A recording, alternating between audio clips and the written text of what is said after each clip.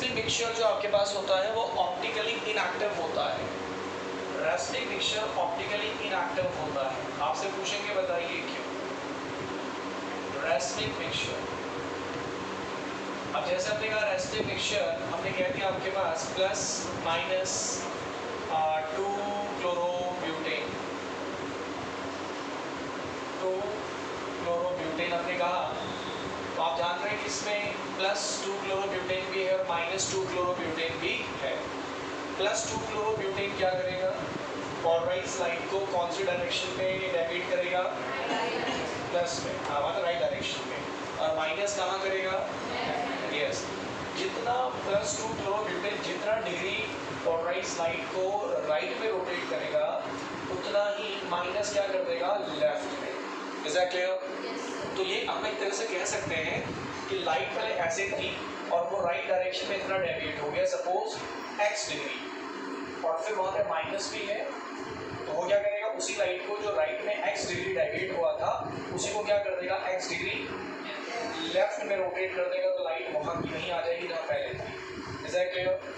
यानी कि मैं ऐसा कह सकते हैं कि रेस्पिंग मिक्सचर में एक इनएंशियोमर के रोटेशन में, ऑप्टिकल रोटेशन से दूसरे इनएंशियोमर का ऑप्टिकल रोटेशन क्या हो गया, कैंसिल आउट हो गया। इसीलिए रेस्पिंग मिक्सचर ऑप्टिकली इनएक्टिव होता है। Is that clear?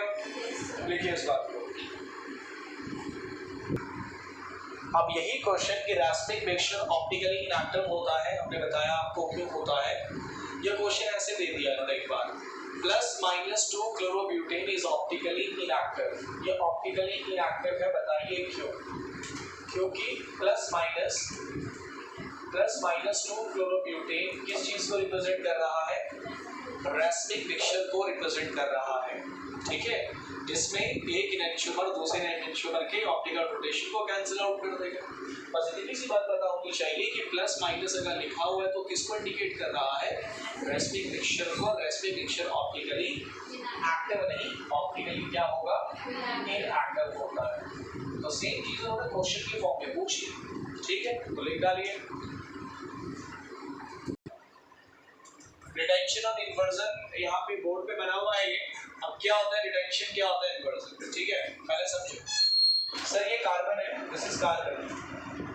अब ये जो मैंने बनाया है 4 बॉन्ड कार्बन बनाता है, आपको मालूम है कि 4 बॉन्ड कार्बन ने बनाए हुए। ये जो रिप्रेजेंटेशन है कार्बन के 4 बॉन्ड बनाने का, इसको कहते हैं वेज एंड डैश फॉर्मूला। क्या कहते हैं, वेज एंड डैश। बहुत ज्यादा अक्षर हमारे सिलेबस में नहीं है, wedge and dash, but idea आपको बिल्कुल होना चाहिए क्या होता है वेज एंड डैश। इसको कहते हैं वेज और इसको कहते हैं dash, wedge and dash. 4 bond जो कार्बन बनाता है, इसमें 2 बॉन्ड जो होते हैं वो ऑन द प्लेन होते हैं। जैसे मैं कहूँ कि ये बुक है आपके पास, तो ये बुक का ये प्लेन है, दिस इज प्लेन, ये प्लेन है बुक है ना, ये प्लेन हो गया। तो 2 बॉन्ड, एक बॉन्ड ये हो गया और एक बॉन्ड ये हो गया, मतलब एक बॉन्ड ये हो गया, एक बॉन्ड ये। तो ये जो बॉन्ड है एक इधर और एक इधर, ये कहलाते हैं बॉन्ड ऑन द प्लेन। क्या कहलाते हैं, एक बॉन्ड ऐसा होगा, ये कहलाएगा बॉन्ड अबव द प्लेन, और एक बॉन्ड नीचे होगा, क्या कहलाएगा, ये कार्बन है, दिस इज कार्बन। एक बॉन्ड ये है, एक बॉन्ड ये है, एक बॉन्ड ये है, 2 बॉन्ड, एक बॉन्ड ये है, 3 और 1 के 4। तो 4 जो कार्बन बॉन्ड बनाता है, 2 ऑन द प्लेन होते हैं, एक आपका ऑन द प्लेन होता है, एक बिलो द प्लेन होता है। चलो इसको बोर्ड के हिसाब से भी समझ सकते हैं। इमेजिन करो ये बोर्ड है, बोर्ड ही इमेजिन क्या करना, बोर्ड ही, ये प्लेन है, ठीक है, ये प्लेन है। अब देखो ये जो 2 बॉन्ड मैंने बनाए, ये वाले जो 2 बॉन्ड, ये बोर्ड के ऊपर है, ये वाला जिसको जो नॉर्मल लाइन से बनेगा, ये वाला बॉन्ड और ये वाला बॉन्ड इस बोर्ड के ऊपर है, और जो ये वाला बॉन्ड है सीरियसली ये आपकी तरफ आ रहा है। इमेजिन कर पा रहे हैं, 2 बॉन्ड तो ऐसे हैं, एक ये इसी प्लेन में, और ये जो वाला जो ये वाला है, वेज वाला है, ये आपकी तरफ आ रहा है बॉन्ड। इमेजिन करो सीरियसली ऐसा लगा होगा, ठीक है। और जो डैश वाला है ये बोर्ड के पीछे की तरफ जा रहा है। इमेजिन कर पा रहे हैं, 2 बॉन्ड इसी प्लेन में हो गए, एक बॉन्ड कैसे है, बाहर, इस प्लेन से बाहर, मतलब आपकी तरफ आता होगा ये वाला, और ये वाला बॉन्ड कैसे है, आपसे दूर पीछे की तरफ। Is that clear? तो ऐसे ही कार्बन के जो वैलेंसी है 4 और 3D है सारा, 3D में चलता है सारा काम। तो 3D को 2D में रिप्रेजेंट करने का एक तरीका है वैसे। तो ये जो नॉर्मल लाइन से ये बॉन्ड ऑन द प्लेन है, ये वाला बॉन्ड ऑन द प्लेन कह सकते हो, या आप कह सकते हो बॉन्ड टुवर्ड्स अ व्यूअर, जो देख रहा है उसकी तरफ वाला बॉन्ड। और ये हो गया बिलो द प्लेन या अवे फ्रॉम द व्यूअर, जो देखने वाला उससे पीछे की तरफ जाता हुआ। Got it my point? तो ऐसे इसको रिप्रेजेंट करते हैं, राइट। अब देखो यार, ये जो कंपाउंड बनाया हमने, यहाँ पे क्या करना है, एक्स को हटाना है, और एक्स को हटाने का काम करा वाई ने। तो ये दो तरीके से हो सकता है। एक तरीका क्या है कि एक्स जहाँ था वहाँ से एक्स हटा और वाई जुड़ गई। देखो जब क्या बाकी एटम्स के अरेंजमेंट में कोई चेंज आया? नहीं सर, C2H5 जहाँ था वहीं है, एक्स था वहीं। तो अगर जिस पोजीशन से आपका एक्स हटा उसी पोजीशन पे जाके कोई और जुड़ गया वाई, है ना, तो जो ये प्रोडक्ट बना, तो आप कहेंगे इसमें रिटेंशन हुआ। तो रिटेंशन का मतलब ये होता है कि जैसा कन्फिगरेशन मतलब अरेंजमेंट, जैसा अरेंजमेंट कायरल कार्बन नहीं, कायरल कार्बन के अराउंड रिएक्शन से पहले जैसा अरेंजमेंट था, बिल्कुल वैसा ही अरेंजमेंट रिएक्शन के बाद भी। केवल एटम एक एटम रिप्लेस हो गया, एक ग्रुप रिप्लेस हो गया, बस एक्स की जगह कौन आ गया है, वाई आ गया है, लेकिन ओवरऑल जो अरेंजमेंट है वो एज इट इज। देख पा रहे हैं आप? तो ये क्या कहलाता है? रिटेंशन मतलब क्या होता है? सर डिक्शनरी मीनिंग देखोगे रिटेंशन का तो क्या मतलब होता है? एज इट इज, पहले जैसा, रिटेन रखो इसे, पहले जैसा रखो। आया समझ में? अच्छा, दूसरा तरीका क्या हो सकता है कि यार कायरल कार्बन के ऊपर हमने एक्स को हटाया, वाई को जोड़ा, लेकिन पूरा अरेंजमेंट फ्लिप कर गया। देखो जरा, ये ऐसा था, ठीक है, और जब ये एक्स हटा वाई जुड़ा तो पूरा अरेंजमेंट ऐसे था, ये ऐसा था। देखो इमेजिन करो, ये थंब जो है वो हाइड्रोजन है मेरा, ये अंगूठा जो है वो हाइड्रोजन है, समझने के लिए, ठीक। तो जब ये पहले ऐसे था और ये एक्स किस तरफ था, इस तरफ था। अब जैसे इसने रिएक्शन करी, एक्स को हटाकर वाई आया, तो पूरा मॉलिक्यूल का अरेंजमेंट फ्लिप कर गया। ये देखो ऐसा था, अभी ऐसा हो, ये इमेजिन करो, इसको ऐसे पलटी मारो, फिर आप इसको ऐसे फ्लिप करोगे और एक्स की जगह वाई कर दोगे तो ये बन जाएगा। अरे बोलो, फ्लिप कर दो ऐसे, देख सकते हो थोड़ा सा 3D, ये पकड़ा ऐसे करके, ये तो अपनी जगह पे घूम जाएगा ऐसे, ये वाली चीज ऐसे घूम के इधर आ जाएगी, इधर ये वाला जो चीज था इधर, ये इधर ऐसे जब घुमाओगे ऐसे करके तो ये चीज इधर आ जाएगी। समझ में आ रहा है नहीं आ रहा? और ये एक्स इधर था, लेकिन अभी ऐसे घूमेगा तो ये इधर आएगा और एक्स की जगह कौन आ गया? तो ऐसे रिएक्शंस भी आपको देखने को मिलेंगी कायरल कार्बन के अराउंड। तो जब भी कोई कंपाउंड कायरल कार्बन वाला रिएक्ट करता है तो उसके सराउंडिंग्स में जो एटम्स होते हैं, रिएक्शन के बाद दो तरह की चीजें आती हैं।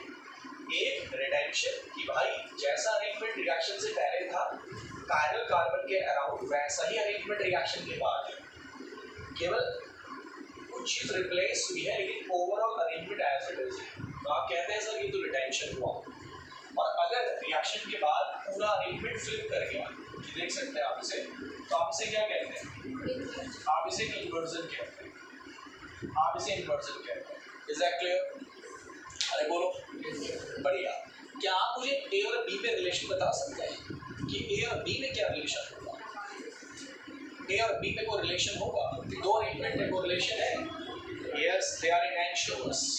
इसकी मिरर इमेज ये है और इसकी मिरर इमेज ये है, नॉन सुपर इम्पोजिबल। इसको उठा के इसके ऊपर रखोगे ये ओवरलैप नहीं करेगा। इनएंशोमर क्या होते हैं? एक दूसरे की इमेजेस होती है। पहली बात, शीशे में देख, इसको देखोगे तो शीशे में ऐसा दिखेगा, इसको देखोगे तो शीशे में ऐसा दिखेगा। पहली बात, इमेजेस होती है। सेकेंड थिंग, कैसी इमेजेस होती है? जो एक दूसरे के ऊपर ओवरलैप ना करे, यानी कि इसको यहाँ से उठाकर अगर मैं इसके ऊपर रखूंगा तो ये ओवरलैप नहीं करेगा। C2H5 के ऊपर C2H5 आ जाएगा, ठीक है, लेकिन CH3 नीचे रह जाएगा, इस तरफ कौन आएगा इसके ऊपर, तो मतलब ये ओवरलैप नहीं कर रहा। तो जो non super imposable mirror images होती हैं उनको हम लोग क्या कहते हैं? इनएंशोर्स। आ गया समझ में? तो रिटेंशन इन्वर्जन क्लियर हो गया कि जब भी कोई कंपाउंड रिएक्ट करेगा जिसमें कायरल कार्बन हो तो दो पॉसिबिलिटीज है सर, या तो रिटेंशन आ जाएगा या तो इन्वर्जन आ जाएगा। यानी कि या तो अरेंजमेंट रिएक्शन से पहले जैसा था वैसा ही रहेगा, केवल कोई एटम रिप्लेस होकर उसकी जगह कोई दूसरा आ गया, या तो फिर पूरा अरेंजमेंट ही फ्लिप कर जाएगा। बोलो क्लियर? और आपने कहा सर ए और बी जो है वो इनएंशियोमर्स हैं। अगर मैं इन दोनों को मिला दूं, बराबर अमाउंट में मिला दूं, इक्वी मोल्स दोनों के बराबर अमाउंट में मिला दूं, इक्वी मोल्स ए और बी के, तो बताओ ए और बी के इक्वी मोल्स अगर मैं मिला दूं तो क्या बन जाएगा? सर ये रैस्मिक मिक्सचर बन जाएगा। सर ये रैस्मिक मिक्सचर बन जाएगा जो मैंने आपको अभी बताया। तो अब आपको इनएंशियोमर और अच्छे से क्लियर हो जाना चाहिए, रैस्मिक मिक्सचर और अच्छे से क्लियर हो जाना चाहिए। सर इन दोनों में क्या डिफरेंस है?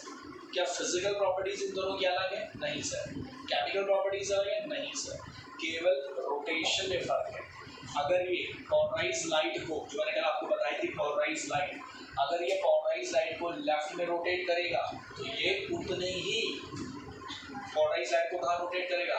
राइट में। अगर ये लेफ्ट में करेगा तो वो कहाँ करेगा? बराबर करेगा। Got it my point? Retention and impulse. Done? चलिए देखिए, very important thing which I am going to share with you. बहुत एग्जाम पे आता है। इमेजिन करो कि ये हैलो एल्केन है, चलो ले लेते हैं Cl ले लेते हैं, Cl या Cl ले लिया। अभी बताओ कि क्या ये हैलो एल्केन ऑप्टिकली एक्टिव है? Is it optically active? Yes and no, जल्दी बताओ। कैसे पता लगा तुम्हें? सर इसमें कायरल कार्बन, सर ये ऑप्टिकली एक्टिव है? बिल्कुल है। अब अगर आपका कोई रिएक्शन एसेंबल मैकेनिज्म से होता है, कोई रिएक्शन एसेंबल मैकेनिज्म से होता है, कितने स्टेप होता है एसेंबल मैकेनिज्म? 2 स्टेप में होता है। तो जो भी प्रोडक्ट बनेगा, ध्यान से सुनिएगा, जो भी क्या बनेगा? प्रोडक्ट बनेगा, वो हमेशा रैस्मिक मिक्सचर बनेगा। कहाँ पर? फिर से बोल रहा हूँ, अगर आप, इसको मैं एक्सप्लेन करूँगा कैसे। अगर आपके पास SN1 रिएक्शन है और कोई ऑप्टिकली एक्टिव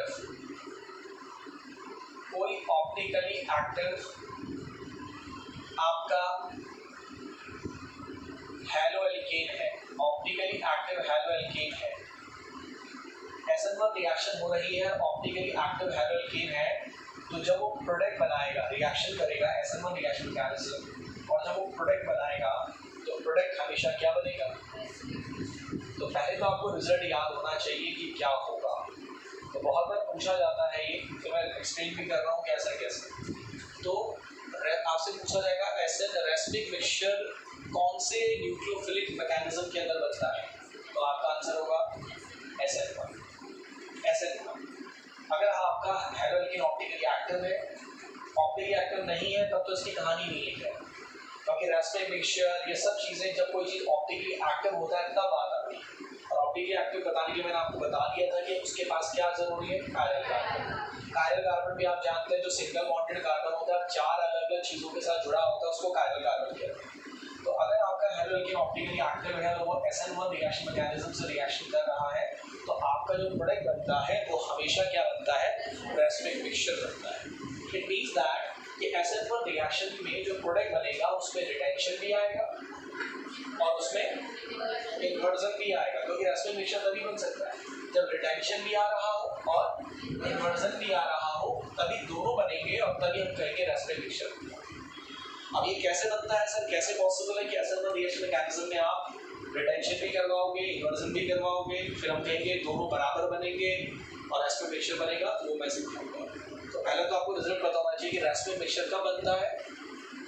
जब कोई optically active haloalkane, because we are dealing with haloalkane, क्या करता है? कौन से मैकेनिज्म से रिएक्शन करता है? SN1।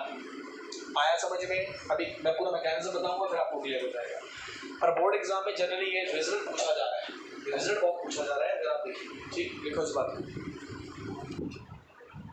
ये SN1 रिएक्शन का मैकेनिज्म दोबारा आपको यहाँ पे समझा रहे हैं, और इस मैकेनिज्म से हम ये जानने की कोशिश करेंगे कि SN1 रिएक्शन मैकेनिज्म में अगर आपका हैलो एल्केन ऑप्टिकली एक्टिव होता है तो जो प्रोडक्ट बनता है वो रैस्मिक मिक्सचर क्यों बनता है। ठीक, ये समझेंगे रैस्मिक मिक्सचर बनता है, ये तो पता होना चाहिए सबको। क्यों है? क्यों का जवाब यहाँ पर आपको मिलेगा। क्या होता था सर? देखो क्या ये हेलोकेन है? बिल्कुल है सर। कार्बन पर हेलोजन दिख जाए सिंगल बॉन्ड और कार्बन पे हेलोजन दिख जाए हेलोकेन, ये तो हेलोकेन होता है। कार्बन पर क्या दिख जाए? सारे बॉन्ड सिंगल हो और कार्बन पे हेलोजन दिख जाए हेलोकेन। और ये जो मैंने बनाए हैं डार्क डैश, ये भी तुम जानते हो कि क्या है। अरे बोलो क्लियर है? एसेंबल रिएक्शन मैकेनिज्म में क्या होता था? कितने स्टेप में एसेंबल रिएक्शन होता था? 2 स्टेप। बढ़िया। पहले स्टेप में क्या होता था? पहले स्टेप में आपका जो हेलोजन था उसके कार्बन के बीच का बॉन्ड ब्रेक होके हेलोजन नेगेटिव फॉर्म में निकल जाता था। अगर पीछे मैकेनिज्म देखेंगे तो आप देख पाएंगे, मैंने पीछे भी मैकेनिज्म बताया है। और क्या बनेगा सर ये? अब देखो जानबूझ के यहाँ पे मैंने कायरल कार्बन लिया हुआ है क्योंकि हम ऑप्टिकली एक्टिव कंपाउंड्स की बात कर रहे हैं। ये कार्बन कायरल है, एक तरफ CH3, एक तरफ H, एक तरफ CH2 CH3 और एक तरफ Br। तो ये जो बना है ये कार्बोकेटायन बना है। अरे क्या बना है? Carbocation. It is carbocation. Carbocation. अब एक चीज और जरा गौर कीजिएगा, यहाँ पर कार्बन का जो ये स्ट्रक्चर है जो बताते हैं कि भाई 2 बॉन्ड ऑन द प्लेन, एक बॉन्ड आपकी तरफ आ रहा है, दूसरा बॉन्ड आपसे दूर जा रहा है। क्या कहते हैं आप इस पूरे कार्बन जो 4 बॉन्ड्स बनाता है कैसे बनाता है? टेट्राहेड्रल। कैसे बनाते हैं? टेट्राहेड्रल। कैसा होता है टेट्राहेड्रल? कैसे बनाते हैं टेट्राहेड्रल को? ऑल्दो मैंने ऐसे यहाँ पे दिखाने के बना रखा है, लेकिन अगर हम इसका 3D देखें तो 3D कैसा होगा? इसका 3D ऐसा, ये होता है टेट्राहेड्रल। देखो किससे इस तरीके से होता है टेट्राहेड्रल। ये है टेट्राहेड्रल। क्या है ये हो गया बॉन्ड ऑन द प्लेन, ये एक आपकी तरफ और एक आपसे दूर जाता है। दिख रहा है टेट्राहेड्रल ऐसा होता है। अब जैसे टेट्राहेड्रल तब होता है जब 4 बॉन्ड बना रहा होता है। अब यहाँ पे ये Br निकाल दिया, ये Br निकाल दिया Br। अब ये टेट्राहेड्रल नहीं रहेगा, अब ये टेट्राहेड्रल नहीं होगा, अब हो जाएगा ये प्लेनर। कैसा होता है प्लेनर? ऐसा। अब ये ऐसा हो जाएगा प्लेनर। पहले टेट्राहेड्रल था, अब क्या है? अब ये प्लेनर है। आया समझ में? पहले टेट्राहेड्रल, अब कार्बोकेटायन हो गया प्लेनर। Got my point? पूरा उसका स्ट्रक्चर ही बदल जाता है। ये पहले टेट्राहेड्रल था, 4 बॉन्ड बना रहा था, हाइड्रोजन बाहर निकला, कार्बोकेटायन बना, कार्बोकेटायन होगा प्लेनर, ये हो गया प्लेनर। अब जरा समझिएगा ये प्लेनर ऐसा है ये। अब जो न्यूक्लियोफाइल है, न्यूक्लियोफाइल कौन सा लिया हुआ मैंने? OH। अब इस न्यूक्लियोफाइल को कार्बोकेटायन पे जाके जोड़ना है। तो 2 तरीके हैं सर, 2 वेज है। एक, ये उसी डायरेक्शन से आके जुड़े, ये उसी डायरेक्शन से आके जुड़े जिस डायरेक्शन में पहले हैलोजन था। देखो हैलोजन मेरे बोर्ड के हिसाब से हैलोजन इस डायरेक्शन में था। सपोज हैलोजन इस डायरेक्शन में कभी जुड़ता था, ऐसे था ये, तो पहले ऐसे कुछ हुआ करता था, ऐसे ज्योमेट्री थी इसकी तरीके से, ऐसे दूसरा। इसके निकल जाने की वजह से ये प्लेनर हो गया, ऐसे कुछ हो गया, ज्योमेट्री चेंज हो जाता है। अब यहाँ सपोज मेरा Br था इस डायरेक्शन में, और इसी डायरेक्शन में आकर अगर कौन अटैक करे तो आपका जो प्रोडक्ट बनेगा उसका कॉन्फ़िगरेशन बिल्कुल इसके जैसा होगा। जरा चेक करो, केवल कौन हटा, कौन जुड़ा, कॉन्फ़िगरेशन सेम है कि नहीं, अरेंजमेंट सेम है कि नहीं है। और जब अरेंजमेंट सेम हो क्या कहलाता है? आगे समझ कितनी बात से में आ गई?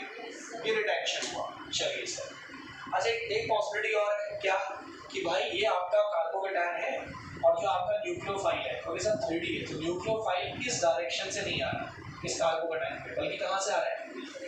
बैक से,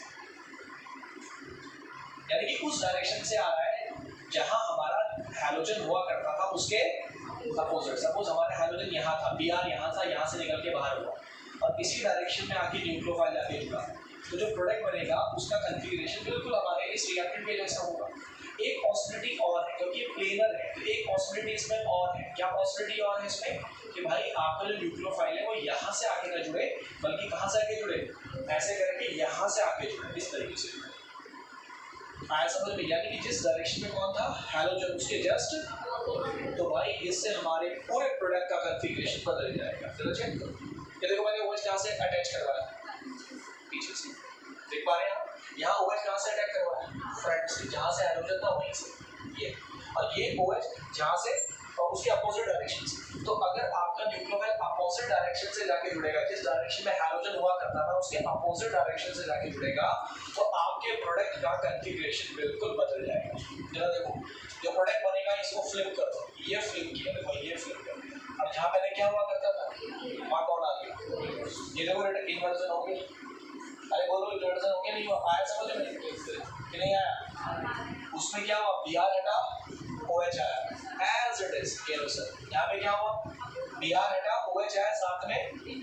क्यों हुआ सर ऐसा? क्योंकि OH इधर से अटैक नहीं कर रहा, यहाँ से अटैक नहीं कर रहा, बल्कि कहाँ से कर रहा है, बैक साइड से। तो उससे क्या होगा, ये पूरा मॉलिक्यूल फ्लिप कर जाएगा। तो क्या ये इन्वर्जन हुआ? बिल्कुल सर। तो सर कौन सा अटैक होगा, फ्रंट वाला या रेड वाला? वाला यहाँ से आएगा न्यूक्लियोफाइल या यहाँ से आएगा? चांसेस दोनों के क्या है, 50-50 पॉसिबिलिटी है, प्रोबेबिलिटी 50-50 है। जैसे हम क्या बोलेंगे, 50% क्या बनेगा, ये, और 50% ये बनेगा, और ये दोनों क्या है, और दोनों 50-50% बन रहे हैं, तो भैया क्या बना, दोनों प्रोडक्ट बनेंगे, दोनों बनेंगे, 50% वो बनेगा, 50% ये बनेगा, लेकिन प्रोबेबिलिटी हम बराबर बनेंगे। तो रिटेंशन वाला 50% बना, इन्वर्जन वाला 50% बना, तो दोनों एक दूसरे के क्या इनएंशियोमर है, और जब दोनों इनएंशियोमर बराबर बने तो उसी को तो क्या कहते हैं। तो this is the answer of this question. Mechanism समझ में आ गया होगा, बोलिए सर जी। SN2 mechanism, SN2 mechanism copy पे खोल के रखो और SN2 बोर्ड पे दोनों को कंपेयर करो। वो वही रहा है, हाइड्रोजन हट रहा है और न्यूक्लियोफाइल उसकी जगह ले रहा है, हो तो वही रहा है, काम तो वही हो रहा है, लेकिन तरीका अलग है सर। तरीका डिफरेंट क्या है, वहाँ क्या हो रहा था, वहाँ रिएक्शन कितने स्टेप में हो रही थी, 2 स्टेप में हो रही थी, ध्यान से सुनना, वहाँ पे रिएक्शन 2 स्टेप में हो रही थी। पहले स्टेप में आपका हाइड्रोजन निकल रहा था और इंटरमीडिएट कार्बोकेटायन बनता था। इंटरमीडिएट मतलब जो बीच में बनता है रिएक्शन के दौरान, बीच में जो कुछ चीज़ कुछ समय के लिए बनते हैं उसको इंटरमीडिएट बोलते हैं। तो अगर मैं आपसे पूछूं कि SN1 रिएक्शन में इंटरमीडिएट क्या बनता है, कार्बोकेटायन। कब बना था, हैलोजन निकला था और पीछे कार्बोकेटायन रखा था। फिर दूसरे स्टेप में उस इंटरमीडिएट कार्बोकेटायन पर हमारे न्यूक्लियोफाइल ने जाके अटैक किया था। अटैक करने का मतलब हुआ कि न्यूक्लियोफाइल अपने इलेक्ट्रॉन्स को देगा। अटैक करने का मतलब यही हुआ, न्यूक्लियोफाइल अटैक कर रहा है, इसका मतलब ये है कि न्यूक्लियोफाइल अपने इलेक्ट्रॉन क्या करेगा, उस पॉजिटिव चार्ज चीज को देगा, तो इसमें उसके पास इलेक्ट्रॉन की क्या है, डेफिशिएंसी। सर यहाँ पर जरा सीन अलग है, क्या सीन है सर, यहाँ पर हमारा न्यूक्लियोफाइल इस लिविंग ग्रुप हैलोजन का निकलने का वेट नहीं करेगा। आया समझ में, इसका वेट नहीं करेगा कि जो निकले इंटरमीडिएट बने फिर मैं आऊँगा ना, ये इस पे अटैक करेगा, यानी कि ये इस पे अटैक करेगा। सर इस पे अटैक क्यों करेगा, क्योंकि कार्बन पे कैसा चार्ज है, पार्शियल पॉजिटिव और ये पार्शियल नेगेटिव, तो ये भाई इस हैलोजन का निकलने का वेट नहीं करेगा न्यूक्लियोफाइल, और ये न्यूक्लियोफाइल इस कार्बन पे जाके अटैक करेगा। अटैक करने के बाद अपने इलेक्ट्रॉन्स को देगा। अब इन दोनों के बीच में दोस्ती बननी शुरू हो गई, तो भाई पुरानी दोस्ती टूटनी शुरू हो जाएगी, है ना, ठीक है ना दोस्तों। अभी नई दोस्त बनाएंगे तो फिर बोलेंगे किसके साथ दोस्ती तोड़, है ना, ऐसी है। तो भाई नई दोस्ती बननी स्टार्ट हुई है तो पुरानी दोस्ती टूटनी होगी। अब ये दोनों काम चल रहे हैं साइमल्टेनियसली। ये देखो, ये नई दोस्ती बननी स्टार्ट हो गई है और ये पुरानी दोस्ती टूटनी चालू हो गई है, दोनों काम साइमल्टेनियसली चल रहे हैं। यानी कि नया बॉन्ड का बनना और पुराने बॉन्ड का टूटना दोनों क्या चल रहे हैं, साइमल्टेनियसली चल रहे हैं। इसको कहते हैं ट्रांजिशन स्टेट। क्या कहलाता है, उसके बाद ये नई दोस्ती बन जाएगी पूरी और पुरानी दोस्ती बिल्कुल साफ। ये हो गया Br नेगेटिव पावर। ओके, अब आप खुद देखो, अब इन्वर्जन आ गया, इन्वर्जन आ गया क्योंकि मैंने OH को कहाँ से अटैक करवाया, तो पहले समझो, यहाँ पे कोई इंटरमीडिएट नहीं बनता, यहाँ पे ट्रांजिशन स्टेट बनती है। यहाँ पर न्यूक्लियोफाइल आपके लिविंग ग्रुप के निकलने का वेट नहीं करता, यहाँ पे वेट नहीं करेगा, न्यूक्लियोफाइल सीधा अटैक करेगा।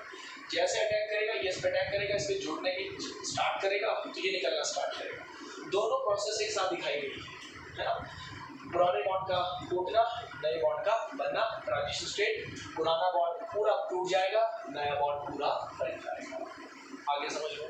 और यहाँ पर जो प्रोडक्ट बनेगा उसके अंदर क्या आएगा, इन्वर्जन। इन्वर्जन का एग्जैक्ट नाम होता है वॉल्डन इन्वर्जन। तो कहीं पर वॉल्डन इन्वर्जन लिखा आ जाए तो कंफ्यूज मत करना, वही है। ओके, नाउ क्वेश्चन यहाँ पर ये आता है जो मैं आपसे खुद पूछूंगा यहाँ पे कि भाई ये OH आपने यहाँ से इसका टैग करवाया, फ्रंट से क्यों नहीं करवाया? यानी कि SN1 रिएक्शन में हमेशा याद रखना SN2 में कि आपका जो न्यूक्लियोफाइल है वो हमेशा जो आपका लिविंग ग्रुप होता है हैलोजन, हैलोजन के अपोजिट डायरेक्शन से ही आता है, बिल्कुल चुपके से, बैक डोर से आता है, फ्रंट से नहीं आएगा। बैक डोर से यहाँ ये देखो माइनस और ये प्लस, इस उस डायरेक्शन से नहीं आएगा जिस डायरेक्शन में हैलोजन, जिस डायरेक्शन में पुराना दोस्त उस डायरेक्शन में नया दोस्त नहीं आएगा। क्यों है? हाँ जी, ये क्या है और ये भी क्या है, पास, ये इसका टारगेट ये है लेकिन इसको इसके पास आना पड़ेगा। इसके पास आएगा तो दोनों इसको क्या कर देंगे, लाइक चार्ट निकल ईच अदर। तो भाई फिर ये दूसरा रास्ता ढूंढता है कि क्यों ना पीठ पीछे से वार किया जाए, है ना, पीठ पीछे से वार किया जाए, यहाँ से कोई दिक्कत नहीं है। इसीलिए SN2 में हमेशा न्यूक्लियोफाइल अपोजिट डायरेक्शन से अटैक करता है और इसीलिए SN2 रिएक्शन में हमेशा क्या होता है, वॉल्डन इन्वर्जन। ये क्वेश्चन भी आपसे पूछ सकता है कि इन्वर्जन किस न्यूक्लियोफिलिक मैकेनिज्म के अंदर आता है, SN2 क्यों आता है, इन्वर्जन ही क्यों आता है, रिटेंशन क्यों नहीं आता? Because in SN2 mechanism nucleophile always attack from the opposite side of the leaving group, not from the same side, from the opposite side. Same side से करेगा तो क्या होगा, लिविंग ग्रुप के इलेक्ट्रॉन्स और न्यूक्लियोफाइल के इलेक्ट्रॉन्स में क्या होगा, इसलिए गॉट इट माय पॉइंट। और SN1 में क्या होता था, इंटरमीडिएट बनता था, कार्बोकेटायन बनता था, कार्बोकेटायन में फिर आपका न्यूक्लियोफाइल अटैक फ्रंट से भी कर सकता था, बैक से भी कर सकता था, दोनों प्रोडक्ट्स बनते थे और इसीलिए वहां पर रेस्मिक मिक्सचर आया। समझ में सर? बढ़िया। तो रिएक्टिविटी इन SN2 मैकेनिज्म, हैलोजेन की रिएक्टिविटी का ऑर्डर SN2 मैकेनिज्म में क्या होता है? सर SN1 मैकेनिज्म में जो ऑर्डर होता है उसका जस्ट अपोजिट, उसका जस्ट बताओ सबसे ज्यादा रिएक्टिव कौन होगा? 1 degree. Yes sir, 1 degree, 1 degree सबसे ज्यादा होगा। चलो बना के देख लेते हैं, 1 डिग्री बना लेते हैं। 1 degree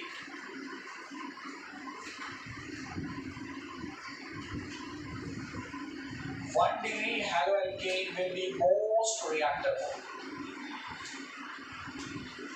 followed by 2 degree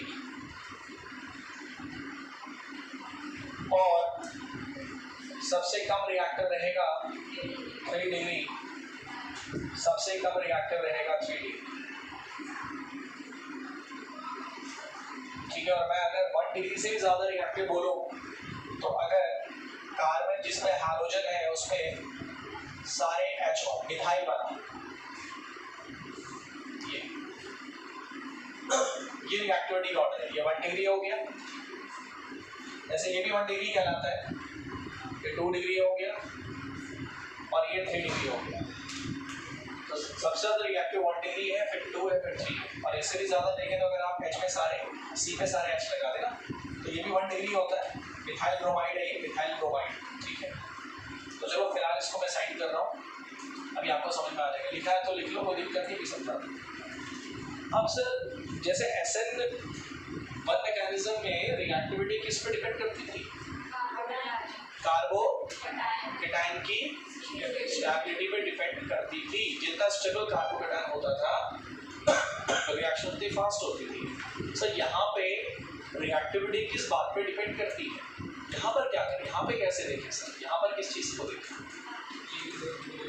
no, यहाँ पर हमें देखना है ये जो कार्बन है, ये जो कार्बन है, ध्यान देखिए, ये जो कार्बन है जिसमें हैलोजन जुड़ा हुआ है, इसके सराउंडिंग्स में, इसके साथ में जो चीजें जुड़ी है ना, उनका साइज कैसा है?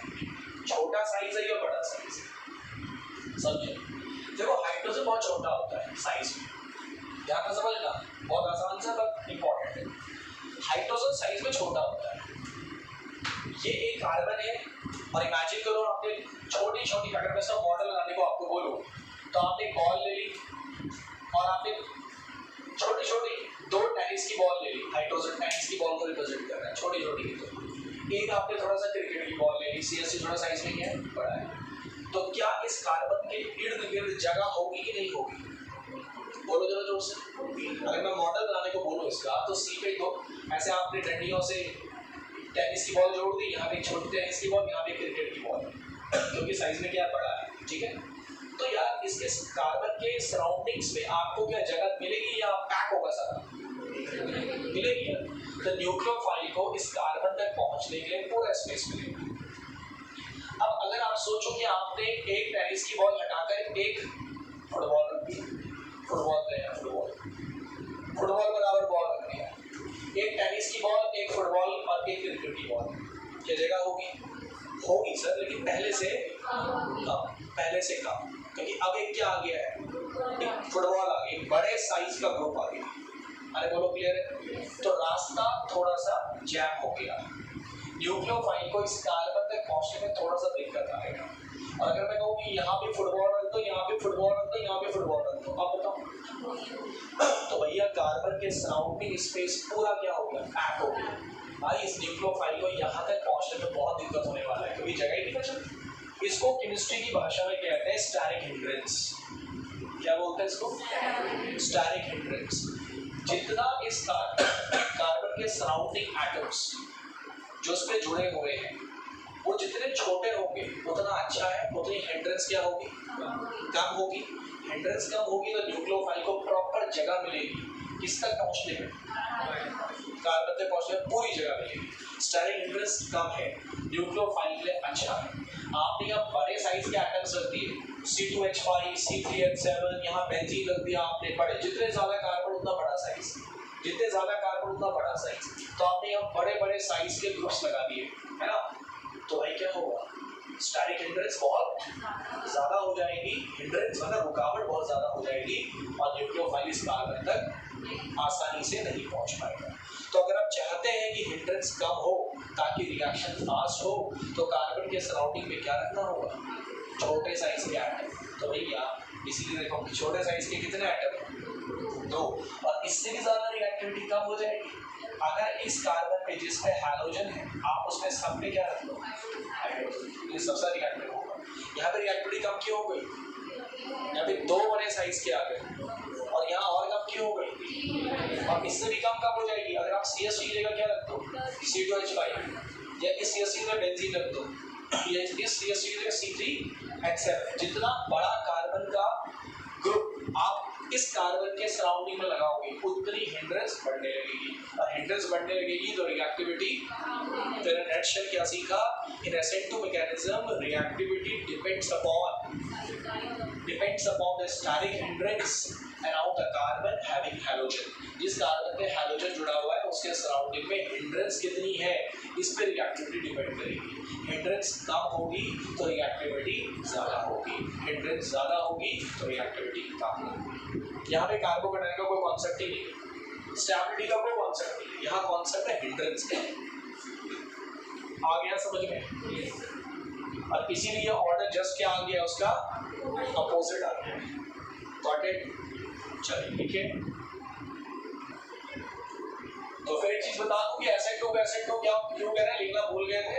SN2 को SN2 क्यों कह रहे हैं, क्योंकि ये एक ही स्टेप है बेटा, एक ही स्टेप है, और इस रिएक्शन के अंदर आपके पास हैलोजन भी आ रहा है और न्यूक्लियोफाइल भी आ रहा है। तो दोनों की कंसंट्रेशन पे रिएक्शन का रेट डिपेंड करेगा, यानी कि rate equal to K OH negative जो हमारा न्यूक्लियोफाइल है एंड कंसंट्रेशन ऑफ हैलोजन, दोनों की कंसंट्रेशन पे रेट ऑफ रिएक्शन डिपेंड करेगा। इसीलिए बेटा SN2 आया, इसीलिए क्या आया, SN2 आया। वहां पर केवल किस पर डिपेंड करता था, हैलोजन के, इसलिए SN1 आता था। Got it? चलिए बाकी बात कल करेंगे आपसे। Thank you.